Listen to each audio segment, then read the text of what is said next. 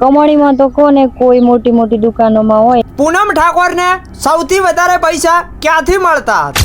પૂનમ ઠાકોરે બધું હકીકત જણાવ્યું કે મને કેટલા પૈસા મળતા હતા.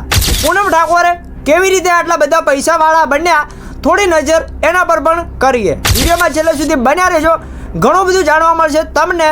આપણી આ ગુજરાતની નંબર 1 ચેનલ છે, અહીંયા તમને બધી માહિતી ફૂલ ડિટેલમાં જણાવવામાં આવે છે.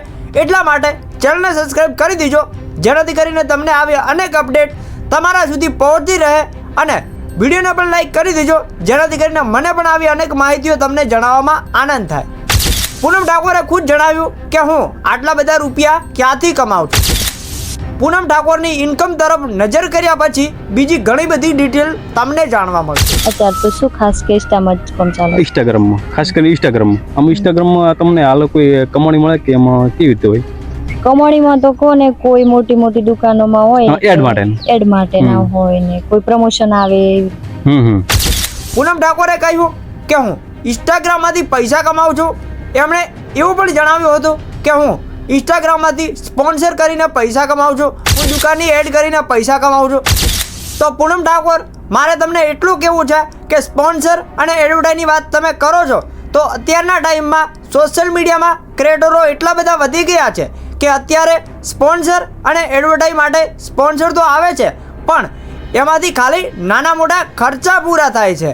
કંઈ તમારી જેમ સોશિયલ મીડિયાના પૈસાથી વરના ગાડી, આઈફોન, પાપરમાં સાડી શોરૂમ, રહેવા માટે VIP ઘર, આ બધું એડવર્ટાઈઝ અને સ્પોન્સર કરીને કોઈ પણ ક્રિએટર આટલું બધું જલ્દી ઇન્સ્ટાગ્રામમાંથી ક્યારેય ના હાસિલ કરી શકે. અને કદાચ યુટ્યુબમાં તમારી ચેનલ હોય તો કદાચ થોડા ઘણા પૈસા તમે બનાવી શકો છો.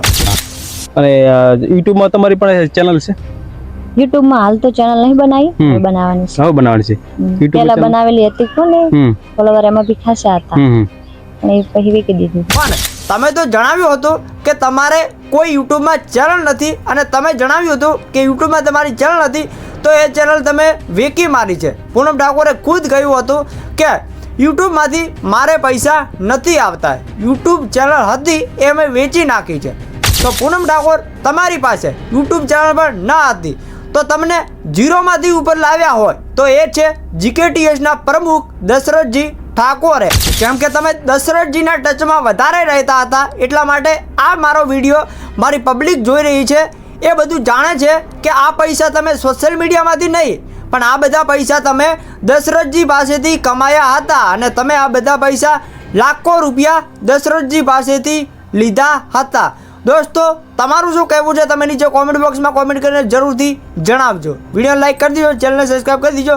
અને હવે બીજું તમારા મનમાં જે પણ વિચાર હોય એ તમે કોમેન્ટ કરીને જરૂરથી જણાવજો.